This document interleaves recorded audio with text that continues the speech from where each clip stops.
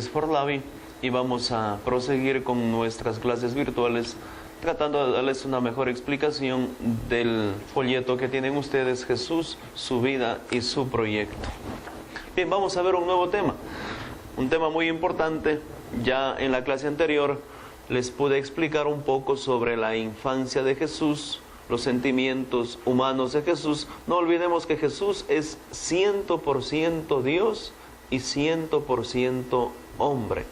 La divinidad la tiene de su Padre Dios y la humanidad la tiene de su Madre María Santísima. ¿Cómo podemos resumir la vida de Jesús? Ustedes en el gráfico lo pueden apreciar tranquilamente y podemos ver algunos pasos. Primero su infancia, luego sus comienzos apostólicos, seguidamente la encrucijada crítica, su vida a Jerusalén, pasión y muerte y sobre todo su gloriosa resurrección. Cada uno de estos pasos de la vida de Jesús está simbolizado por un signo que lo vamos a ir explicando más adelante. La primera etapa, la infancia, la figura símbolo es la estrella. Cuando vamos a Belén, nos acercamos a la Basílica del Nacimiento de Jesús y ahí encontramos una estrella en plata, donde la tradición afirma que es el lugar exacto donde Jesús nació.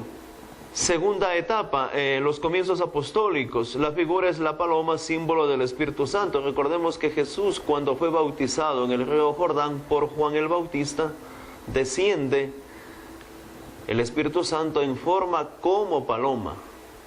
Hay una teofanía porque se escucha la voz del Padre: este es mi Hijo, el amado, y la invitación que nos hace cada uno de nosotros a escucharlo.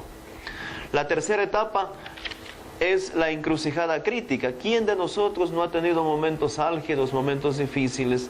La figura es un cruce de camino que simboliza los caminos que se le presentan a Jesús y la opción o elección que tiene que hacer Él.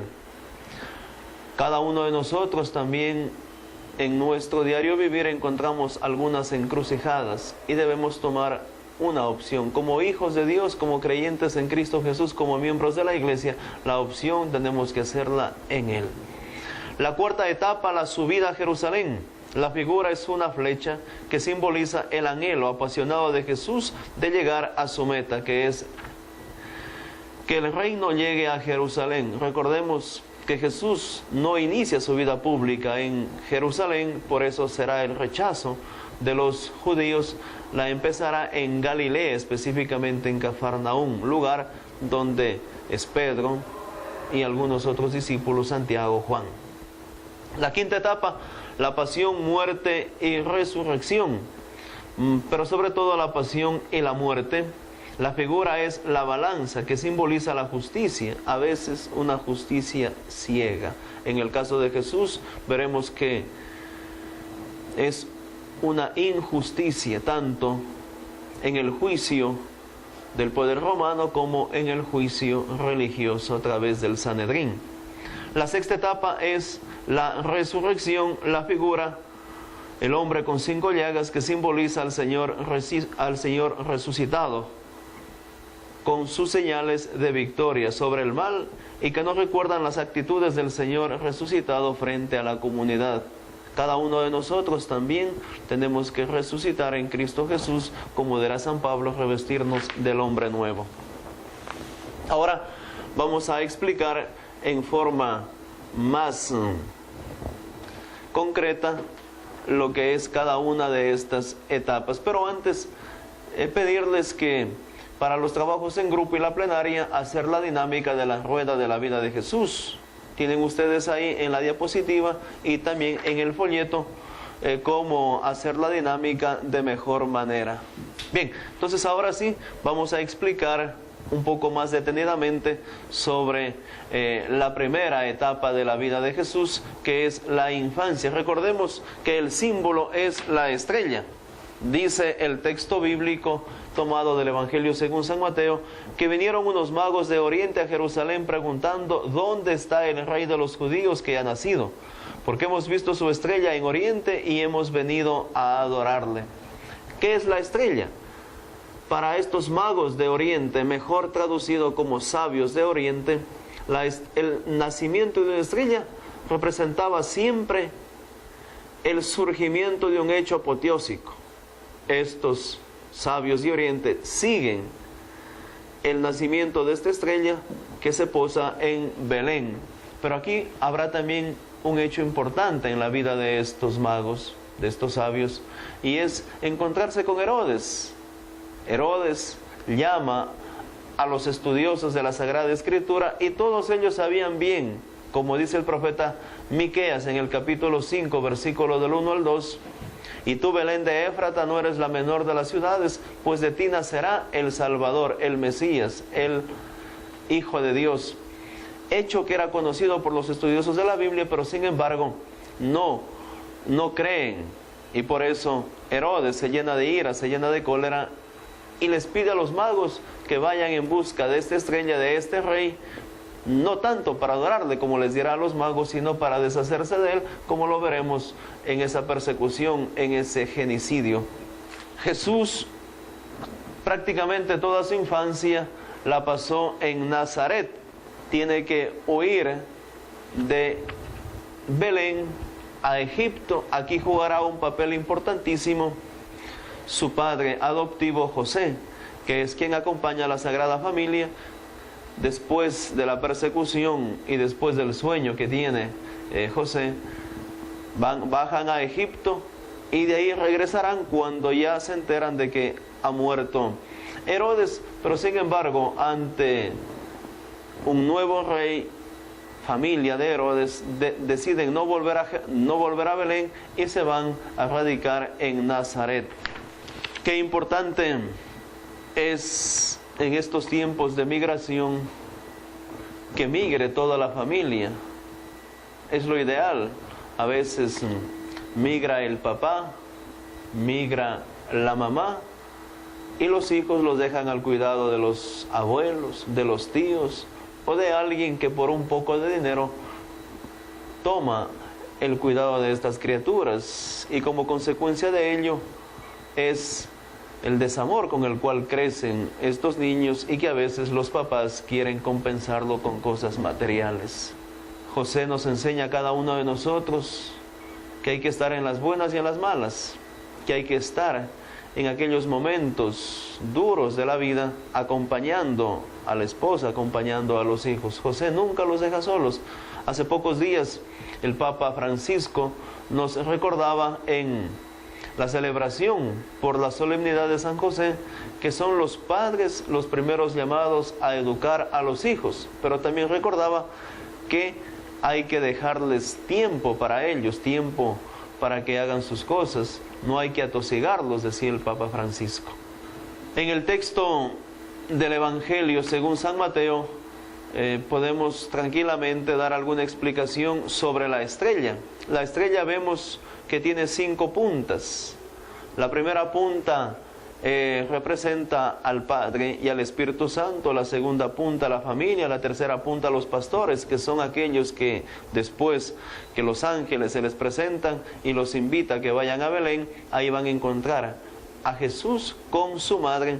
Los magos de Oriente o aquellos sabios de Oriente que siguen el curso del nacimiento de esta estrella, y la punta de color negro que se ve claramente en el folleto que tienen ustedes en sus manos es Herodes, que no tanto quiere adorar al Hijo de Dios, sino que quiere deshacerse de él porque siente temor de que este rey que ha nacido le va a usurpar su reino. Jesús ya al final de su existencia recordará que su reino no es de este mundo, así que Herodes o los nuevos Herodes pueden estar tranquilos que Jesús no ha venido a reinar en este mundo. Jesús ha venido a ofrecernos no solo unos cuantos años, sino a ofrecernos una vida de calidad.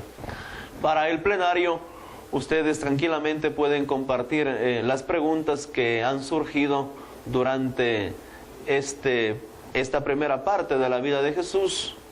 Pueden también explicar la figura simbólica que es la estrella, o pueden elaborar una estrofa que recoja lo reflexionado y después darle una melodía para ser cantada. En la segunda etapa de la vida de Jesús tenemos los comienzos apostólicos en Galilea. Recordemos que Galilea es conocido como el mar de Galilea, aunque está completamente rodeado por tierra en la parte norte de Judea o también de la región de Galilea. Galilea es considerada por los judíos como tierra de paganos. ¿Por qué? Porque cerca del mar sabemos bien que es una proliferación de gente de muchos lugares. Cada uno iba con su divinidad y por lo tanto eran apartados, alejados, desprestigiados, rechazados por los judíos, ya que ellos se creían que eran la raza elegida únicamente por Dios y a la cual Dios le daba la salvación. ¿Cuándo empezó Jesús su vida pública? La empezó a los 30 años. ¿Cómo la empezó? La empezó con el bautismo en el río Jordán por parte de Juan. Dice el texto bíblico que impulsado por el Espíritu Jesús pasa al desierto y ahí será tentado por el maligno. Tentaciones que Jesús logra vencerlas porque está lleno del Espíritu Santo. A veces nosotros queremos vencer al tentador, pero con nuestras propias y débiles fuerzas. Jesús nos enseña que para vencer al tentador, primeramente tenemos que llenarnos de la fuerza del Espíritu Santo. ¿Quién es el Espíritu Santo? El Espíritu Santo es la tercera persona de la Santísima Trinidad. Yo al menos lo llamo un gigante adormecido que duerme plácidamente en nuestra vida. ¿Qué tenemos que hacerlo? Despertarlo. Ya en el sacramento de la confirmación lo hemos recibido. Jesús durante el inicio de su vida pública se rodea de algunos que quieran seguirle. Jesús siempre los invita. Recordemos que a Pedro, a Santiago, a Juan, eran pescadores y los llamó desde su propio lugar. A cada uno de nosotros Jesús nos llama desde nuestra propia realidad.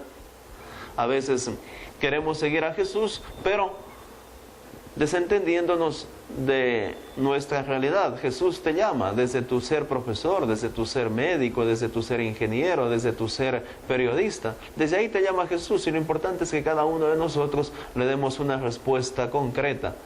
Recordemos aquello que dice en el libro del Apocalipsis, en el capítulo 3, versículo 20, mira que estoy a la puerta y llamo. Si alguien me escucha y me abre, entraremos, cenaremos y haremos fiesta. Esa es la alegría de quien se siente tocado por Jesús. Recuerda que Jesús llama a todos, a nadie, absolutamente a nadie lo deja a un lado. ¿Por qué? Porque la alegría de Jesús es que todos los hombres se salven y lleguen al conocimiento de la verdad. Nuevamente insisto que los primeros inicios de la vida pública de Jesús los hace en Galilea, sobre todo en Cafarnaúm.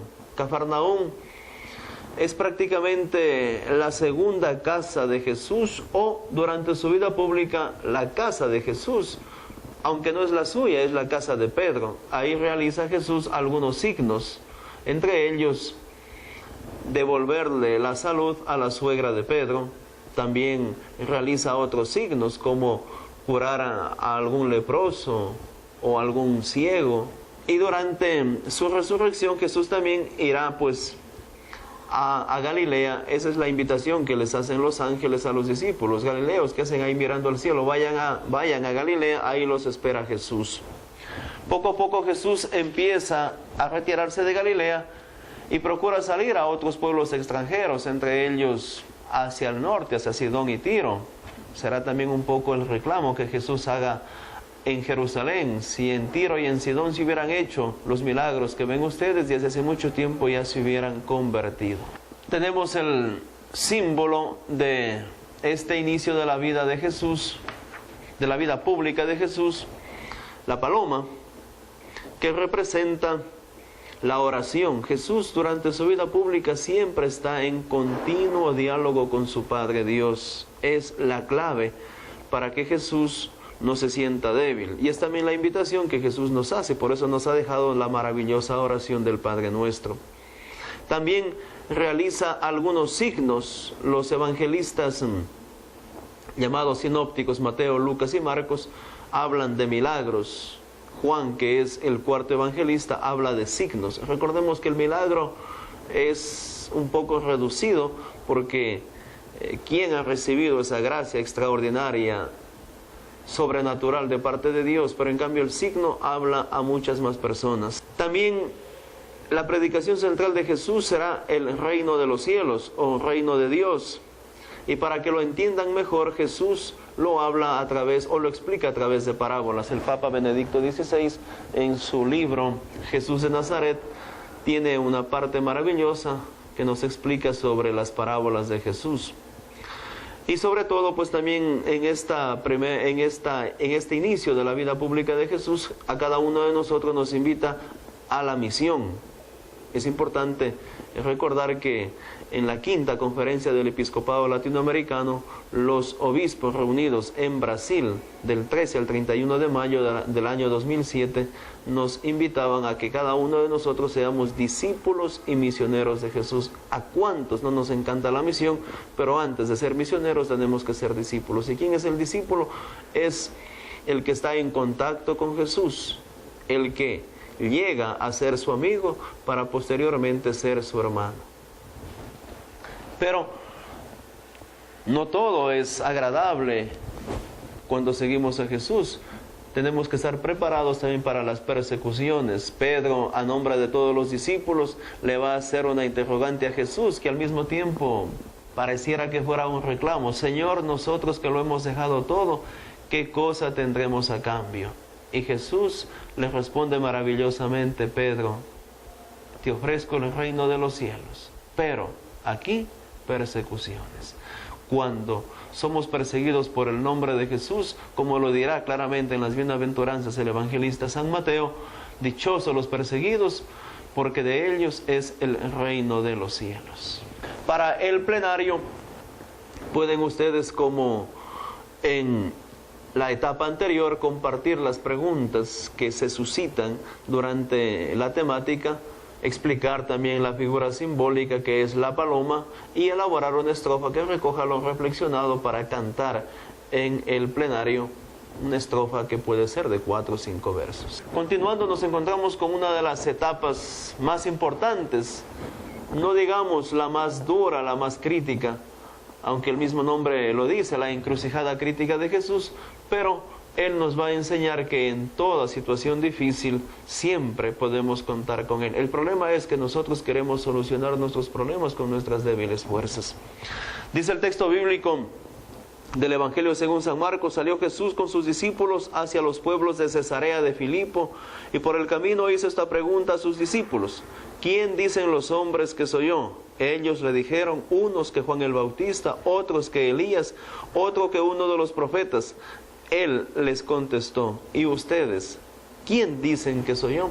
Esa es la pregunta clave que hoy el Señor también nos hace a nosotros, nuevos discípulos de Jesús. ¿Quién soy yo para ustedes? El gran problema es que muchos de nosotros podemos repetir conceptos que hemos estudiado y decir: Jesús según el teólogo tal, Jesús según el catecismo de la Iglesia Católica es tal. Pero la pregunta no es que repitamos definiciones, que repitamos conceptos. La pregunta es dirigida: ¿y para ti quién soy yo? Solo el encuentro con Jesús resucitado nos puede decir a cada uno de nosotros quién es realmente el Hijo de Dios e Hijo de María para mí. También nosotros, como Pedro, podemos decir: tú eres el Cristo, el Hijo de Dios, pero para que esa expresión sea sentida, tiene que pasar primeramente por la experiencia del encuentro personal con el que nos ama y con el que nos ofrece la salvación. Jesús pone en claro que las difíciles condiciones para seguirlo. Yo quiero seguir a Jesús, pero a veces puede ser simplemente una emoción. Después de una convivencia, después de un retiro, después de una caminata, después de una peregrinación, después de una confesión, me animo, me motivo, pero simplemente puede ser una ilusión. Para seguir a Jesús, primeramente tenemos que conocerlo. Yo siempre, cuando doy alguna conferencia, pregunto: ¿ustedes aman a Jesús? Y todos responden al unísono: sí, amamos a Jesús. Y de ahí les pregunto: ¿le conocen a Jesús? Y ya son pocos los que responden. Y yo suelo terminar diciendo que se conoce, se ama aquello que se conoce. Y nuestro obispo anterior, Monseñor Julio Parrilla Díaz, decía que se ama y que se cuida lo que se ama. También nosotros conozcámosle a Jesús para amarle, para anunciarle, pero sobre todo para testimoniarle. Jesús es bien claro que todo discípulo que quiera seguirlo a Él enteramente, tiene que dejarlo todo, tomar la cruz de cada día y seguirle a Jesús, porque solo el que deja padre, madre, hermanos, amigos, tíos, primos, por Él, es digno de Él. Jesús nos anima, nos fortalece, nos conforta a cada uno de nosotros, y por eso nos convida a 3 de sus amigos predilectos y se transfigura. El segundo domingo de Cuaresma puede explicarnos claramente qué significa la transfiguración. Jesús se muestra tal cual es, se quita su ropaje humano y muestra la divinidad, y por eso el gozo que experimentan los discípulos. Y Pedro toma la palabra y dice: Señor, qué bueno estar aquí, hagamos 3 chozas, una para ti, otra para Elías y otra para Moisés. Elías y Moisés, cada uno representa: Moisés la ley, la Torá, y Elías representa el profetismo, es decir, son la síntesis de todo el Antiguo Testamento. También es importante recalcar que para que tenga validez legal, cualquier acto tiene que estar testimoniado por al menos 3 testigos. Jesús en la transfiguración no solamente están Pedro, Santiago y Juan, sino que también están Elías y Moisés. Pero ante este éxtasis que los discípulos experimentan en la transfiguración, que desean quedarse por completo en el monte, recordemos que es la presencia de Dios, por eso Jesús sale al monte a orar, a encontrarse con su Padre Dios. Jesús les invita a bajar. Lo que experimentamos en la oración, lo que experimentamos en ese encuentro personal con Jesús, tenemos también que plasmarlo en la vida cotidiana. Jesús vuelve a anunciar por segunda vez y tercera vez su pasión y su muerte. Esto es un poco la encrucijada crítica de Jesús. Los discípulos no aceptan. ¿Cómo es posible que el Hijo de Dios, cómo es posible que este que nos ha compartido el pan, cómo es posible que este que ha sanado a los enfermos, que ha devuelto la dignidad a tantas personas, tenga que padecer y tenga que morir? No comprenden, como también nosotros no comprendemos mucho que en el momento del dolor, que en el momento del sufrimiento, Jesús se hace presente, Jesús está con nosotros, no nos abandona. Es importante que recordemos aquella imagen hermosa del evangelista Juan en el capítulo 10, donde nos habla que Jesús es realmente el buen pastor que carga sobre sus hombros aquella oveja cansada, descarriada. Cuando nosotros estamos con dolor, con sufrimiento, es Jesús el que nos carga. Recordemos aquella hermosa imagen de las huellas sobre la arena. Cuando todo va bien, dice aquel Señor que ve 2 pares de huellas. Y cuando todo va mal, aparece simplemente un par de huellas. Y el reclamo a Jesús: Jesús, ¿por qué en los momentos difíciles tú me abandonas? Y Jesús, ¿qué le contesta? No es que te abandone. Las huellas que ves tú en la arena son las mías. Las tuyas no parecen porque yo te llevo sobre mis hombros. En el camino de Jesús, como en el camino de Israel y como en el camino de cada uno de nosotros, hay muchas tentaciones. También ustedes, como alumnos de Esforlavia, se enteran tentaciones. ¿Por qué? ¿Por qué tengo que conocer a Jesús? ¿Por qué tengo que estudiar? ¿Por qué tengo que dedicar el tiempo que tranquilamente lo pudiera estar en vacaciones con mis amigos, en la diversión, en la fiesta, en la quinta, en la vacación, en la casa, haciendo las tareas de casa? ¿Por qué tengo que dedicarle a Jesús? Porque eres su discípulo. Y porque Jesús quiere ser conocido, porque solo Él te transforma, porque solo Él te libera. La figura, símbolo, vemos, es un cruce de caminos. Tranquilamente son las interrogantes que nosotros nos formulamos. Siempre lo mismo. Cuando vamos a misa, ¿qué decimos? Lo mismo, lo mismo y lo mismo. Pero en cambio no nos damos cuenta que Jesús es el que tiene palabras de vida eterna. Es Jesús el que nos ayuda a caminar, el que está con nosotros a caminar. La otra tentación es de irnos hacia atrás. El pueblo de Israel, ¿qué era lo que quería? Quería volver a Egipto. Ya tenía la comodidad de las cebollas, la comida a su tiempo, pero se olvidaban de que eran esclavos. La libertad nos cuesta porque implica tu responsabilidad. También otra pregunta que podemos formularnos es ajustarnos, cambiar y mejorar.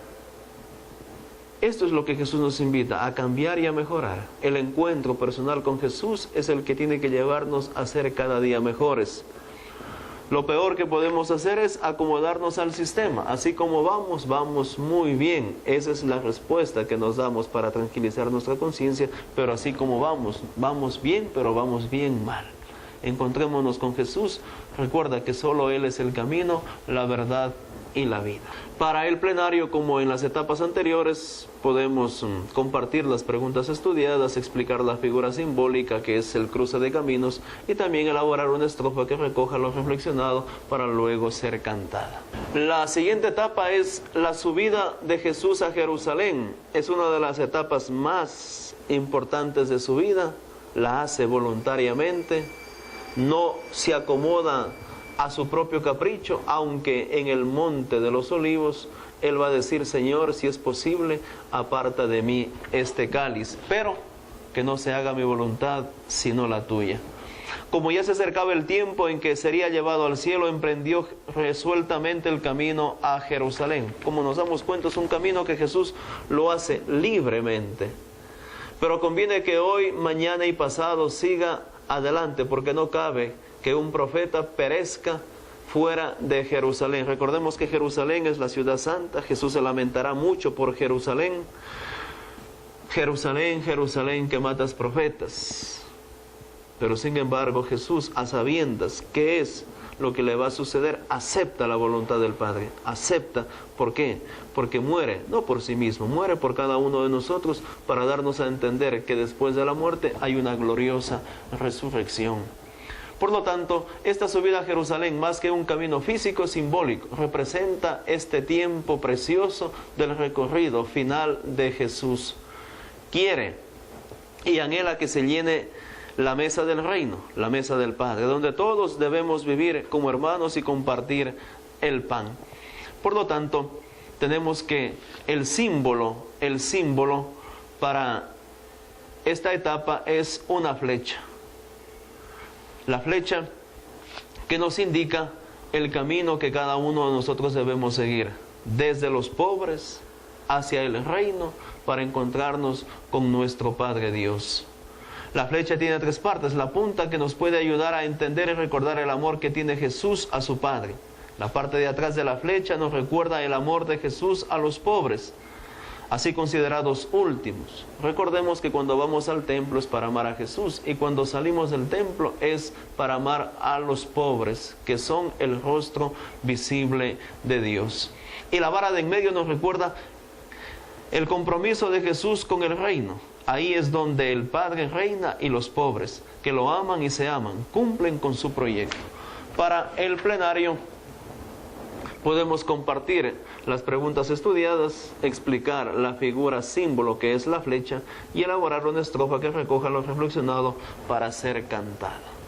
Continuando con las etapas de la vida de Jesús, estamos llegando ya a la penúltima, que es la pasión, muerte y resurrección de Jesucristo. El texto bíblico está tomado del Evangelio según San Marcos, capítulo 14. Faltaban 2 días para la fiesta de la Pascua y de los panes sin levadura. Los jefes de los sacerdotes y los maestros de la ley andaban buscando el modo de arrestar a Jesús con engaño y darle muerte. Hace 2000 años, en el tiempo de Jesús, como hoy, también nos aprestamos a celebrar la pasión, muerte y resurrección, llamada la Semana Santa. ¿Qué hace Jesús días previos a su pasión? Está con sus amigos, va a Betania a visitar a sus amigos Marta, María y Lázaro. Está también en el templo, donde se enoja con los que han convertido la casa de Dios en cueva de ladrones. Pero sobre todo recordamos el Jueves Santo con 3 acontecimientos maravillosos. Primero, el lavatorio de los pies. Segundo, el mandamiento del amor. Tercero, la institución de la Eucaristía y el sacerdocio. Actos que han quedado para que nosotros, sus discípulos, también los recordemos y sobre todo los actualicemos. El Viernes Santo, Jesús sufre su pasión, doble juicio, como les decía anteriormente, juicio por parte del Imperio Romano, ya que ellos le acusaban de haberse considerado rey de los judíos, y juicio también por parte de los sumos sacerdotes, de los escribas y fariseos que le acusaban de haberse considerado hijo de Dios. En esta pasión, en su muerte, Jesús nunca deja de estar en contacto continuo con su Padre Dios. Antes de comenzar el Viernes Santo o Viernes de Pasión, para nosotros llamado Viernes Santo, comienza a ser interrogado y juzgado. Se burlan de él, lo escupen y golpean. Comienzan las torturas. Afuera un amigo y discípulo, Pedro, lo desconoce y lo niega. Ese es el gran dolor moral y psicológico que experimenta Jesús, que ya había sido preanunciado por parte de él. Cuando Jesús le interroga a Pedro, y Pedro dice, Señor, daría la vida por ti. Y Jesús le dice, ¿con qué darías la vida por mí? Antes de que el canto galle, me habrás negado 3 veces. Y esa es la negación que muchos de nosotros le hacemos al Hijo de Dios, aunque con la boca confesemos que le amamos, con la vida, en cambio, le decimos todo lo contrario. Jesús, nos recuerdan los evangelistas, que antes de morir pronunció y nos dejó un hermoso regalo sintetizado en las 7 palabras. La primera, Padre, perdónales porque no saben lo que hacen. La segunda, hoy estarás conmigo en el paraíso. La tercera, mujer, ahí tienes a tu hijo, hijo, ahí tienes a tu madre. La cuarta, Dios mío, ¿por qué me has abandonado? La quinta, tengo sed. La sexta, todo se ha cumplido. La séptima, Padre, en tus manos encomiendo mi espíritu. 7 palabras que son el testamento espiritual de Jesús para cada uno de nosotros, que tranquilamente podríamos sintetizarlas en 2. Amor más perdón igual cristiano. Y cristiano es el que sigue a Cristo Jesús. El símbolo sugerido para esta etapa es la balanza. La balanza, ahí podemos sopesar los 2 grandes juicios. La primera, que le hace el Imperio Romano por subversivo, es decir, un juicio de tinte político, y la segunda por parte de las autoridades judías, en este caso religiosas, que lo consideraban blasfemo, es decir, se considera hijo de Dios, es decir, un juicio religioso. En las 2 vemos que existe una injusticia por parte de quienes ostentan el poder, tanto del poder civil, político, como del poder religioso. Para el plenario, como hemos dicho en las etapas anteriores, podemos compartir las preguntas que se nos sugieren, entre ellas, ¿quiénes son los responsables de la muerte de Jesús? ¿Cuáles son los delitos por los que le juzgan culpable? ¿Cuáles son los verdaderos motivos e intenciones de eliminar a Jesús? Y también se puede aumentar para el plenario la explicación de la figura o del símbolo. Tenemos la etapa siguiente, que es la resurrección del Señor Jesucristo. El texto bíblico lo hemos tomado del evangelista San Juan, llamado el Teólogo, capítulo 20, versículo 25 al 27, que dice: si no veo en sus manos la señal de los clavos, y no meto mi dedo en el agujero de los clavos, y no meto mi mano en su costado, no creeré. Y Jesús contesta: Tomás, acerca tu dedo, aquí tienes mis manos. Trae tu mano y métela en mi costado, y no seas incrédulo, sino ten fe. Tomás le contestó: Señor mío y Dios mío. Esta incredulidad de Tomás para nosotros resulta también la profesión de fe más grande, que la repetimos siempre, o la deberíamos repetir siempre después de la consagración en la Santa Eucaristía. Señor mío y Dios mío, yo creo en ti, pero aumenta mi fe. Jesús, después de haber resucitado de entre los muertos, se aparece a muchas personas. Una de las más significativas es la que nos cuenta el evangelista Lucas en el capítulo 24, llamada los discípulos de Emaús. Son 2 caminantes que van un poco desanimados. Se acerca un tercer caminante, que es Jesús, y empieza a interrogarlos y les pregunta y les cuestiona: ¿por qué están tristes? Y ellos contestan: ¿acaso, forastero, eres el único que no sabe en Jerusalén lo de Jesús? Y él continúa preguntándoles: ¿De qué Jesús? Y ellos continúan respondiéndole: del que fue poderoso en palabras y obras, que nos animó tanto, que dijo que iba a resucitar, y mira, ya van 3 días y nada. Y Jesús les dice: tan torpes y necios son. Y empieza a explicarle las Escrituras. Y cuando ya llegan cerca de este poblado llamado Emaús, Jesús hace la demanda de continuar su viaje y ellos le invitan. Van a un lugar de hospedaje y Jesús ahí se manifiesta al partir el pan. Qué interesante es que también nosotros nos acerquemos al sacramento de la Eucaristía. No basta solo con decirle: Señor mío y Dios mío, no basta solo con orar. Tenemos que acercarnos al que es la fuente, a Jesús Eucaristía. Él mismo lo ha dicho: tomen y coman todos, porque esto es mi cuerpo. Toman y beban todos, porque esta es mi sangre. Y dice el evangelista San Lucas que después de que Jesús parte y reparte el pan, se les abren los ojos y ellos le reconocen y no se quedan con la alegría de haberse encontrado con el resucitado. Vuelven a contarlo a los discípulos y a las mujeres que se encontraban reunidos, y ahí cada uno de ellos, incluida María Magdalena y Pedro, cuentan sus experiencias de ese encuentro maravilloso con el que es el autor de la vida, Jesús resucitado. Finalmente, Jesús, antes de la ascensión al cielo, realiza este acto maravilloso como es la ascensión, es decir, subir al cielo de donde Él había venido, no para desentenderse de nosotros, sino para prepararnos una morada, un lugar. Así pasa 40 días acabado de instruirles, sobre todo para que se preparen para la venida del Espíritu Santo, hasta que al final sube al Padre.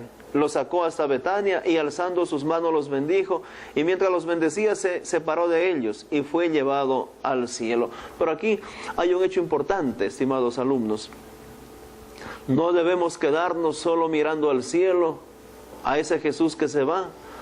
Tenemos, escuchando la invitación que hacen los ángeles galileos, que hacen ahí mirando al cielo: vayan, que el Señor los espera en Galilea. Y aquí es importante recordar las palabras de Jesús que se encuentran en los corolarios de tanto del Evangelio de San Mateo en el capítulo 28, versículo 18 al 20, como en el Evangelio según San Marcos, capítulo 16, versículo 14 al 16. Id por todo el mundo y anunciad la buena nueva. Esa es la invitación que nos hace Jesús, no solo a estar cruzados de brazos, sino a salir, como dice el Papa Francisco: quiero una iglesia en salida, quiero una iglesia no que esté encerrada, sino que salga. Y si en ese salir se mancha, no importa, porque tenemos el sacramento maravilloso de la reconciliación, del perdón o de la misericordia de Dios. Tenemos el símbolo que es Jesús con un corazón lleno de amor para cada uno de nosotros, pero también con las huellas de la pasión, de la tortura, del sufrimiento. En el pie derecho tenemos las marcas de los clavos, lo mismo que en el pie izquierdo, al igual que en la mano derecha, en la mano izquierda. Y ese corazón maravilloso con el cual Jesús nos ama y pide amor. Acordémonos que para que el amor tenga sentido tiene que ser correspondido. Y el signo más evidente del amor de Dios en su Hijo Jesucristo es la cruz. El vertical nos enseña que el amor desciende de Dios. El horizontal nos enseña que ese amor que desciende de Dios, que se anida en el corazón, tiene que extenderse hacia los demás. Por eso la invitación que Jesús nos hace no es solo a cargar con la cruz del crucificado, sino a cargar cada uno con su propia cruz. Para el plenario, de la misma forma que lo hemos hecho las veces anteriores, podemos compartir las preguntas estudiadas. En este caso, ¿qué actitudes manifiesta el Señor resucitado en sus apariciones? ¿Y cuáles son los sentimientos de los discípulos de la comunidad ante el resucitado? Y también explicar la figura del Jesús resucitado que asciende victoriosamente al cielo. Estimados alumnos de Esfor Labi, espero que estas clases virtuales, que las hago con mucho aprecio, estima y consideración, les sirvan. Y cualquier duda o sugerencia que tengan ustedes, no duden en preguntarme. Mi correo es manuel_cabrera@live.it. Muchas gracias y éxitos a todos.